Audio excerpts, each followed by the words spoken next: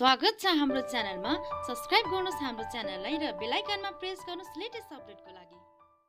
नमस्ते एन्ड स्वागत छ हाम्रो युट्युब च्यानल टेक्नो इन नेपालीमा। हाम्रो च्यानलमा यहाँहरूलाई एन्ड्रोइड लगायत विभिन्न किसिमका टेक्नोलोजीका जानकारीहरू राख्ने गरेका छौँ। यसै क्रममा आज यहाँहरूलाई एमएस वर्डको चाहिँ एउटा सिम्पल ट्रिक्सको जानकारी लिएर आएको छु। हो आजभोलि हामीहरू सबैजना चाहिँ कम्प्युटर चलाउँछौँ र कम्प्युटरमा पनि विशेष गरी यो MS Word, PowerPoint, Excel भनेको एकदम बेसिक नलेज हो। यसकै म आज एउटा सिम्पल ट्रिक्स जो यहाँहरूलाई थाहा नहुन सक्छ त्यसको बारेमा चाहिँ मैले जानकारी लिएर आएको छु। यदि यहाँहरू चाहिँ एमएस वर्डमा चाहिँ आफ्नो काम गर्नुहुन्छ भने यो ट्रिक्सले यहाँहरूलाई चाहिँ काम गर्दा अलि सहज पुर्याउँछ। यो कसरी प्रयोग गर्ने र कहाँबाट प्रयोग गर्ने भन्ने जानकारीको लागि चाहिँ म यहाँहरूलाई पिसीतिर लिएर जाँदैछु।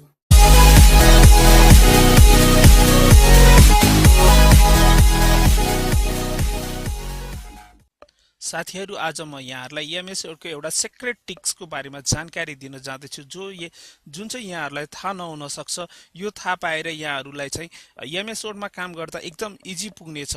त्यसको लागि चाहिँ यहाँहरू सर्वप्रथम चाहिँ आफ्नो एमएस वर्ड ओपन गर्नुहोला।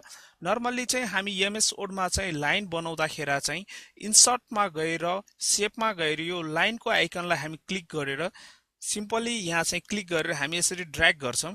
यो ड्र्याग गर्दा चाहिँ यो बाङ्गो टिङ्गो आउन सक्छ भने हामी सिधा गर्नको लागि फेरि लाइनमा गएर यो शिफ्ट क्लिक गरेर यसलाई फेरि हामी ड्र्याग गर्छौं।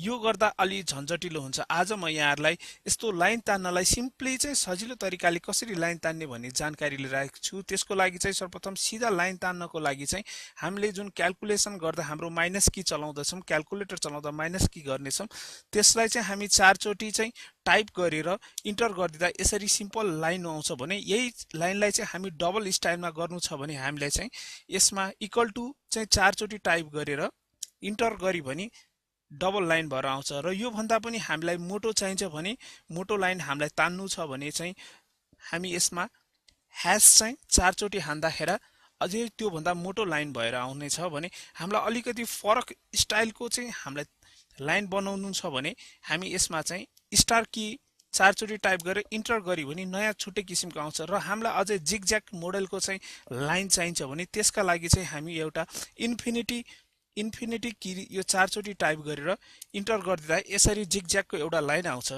यो आजको यो टेक्निक र ट्रिक्सले चाहिँ जो साथीहरू चाहिँ एमएस वर्डमा काम गर्नुहुन्छ उहाँलाई एकदम हेल्पफुल हुनेछ सायद। र आजको भिडियो यहाँहरूलाई चाहिँ राम्रो लाग्यो भने हाम्रो भिडियोलाई लाइक गर्नुहोला। यदि हाम्रो च्यानल यहाँहरू पहिलोचोटि हेर्दै हुनुहुन्छ भने यो रातो अक्षरमा सब्स्क्राइब लेखेको बटनलाई सब्स्क्राइब गरिदिनु होला र साथमा आउने यो बेल आइकनलाई पनि प्रेस गरिदिनु होला ताकि हाम्रो भिडियो कुनै पनि भिडियो लेटेस्ट भिडियो अपलोड हुनसाथ यहाँसम्म चाहिँ इन्फर्मेसन पाउनको लागि। यति भन्दै यहाँसम्मबाट आज बिदा लिँदैछु। आजको लागि यति नै। Bye bye. जय नेपाल।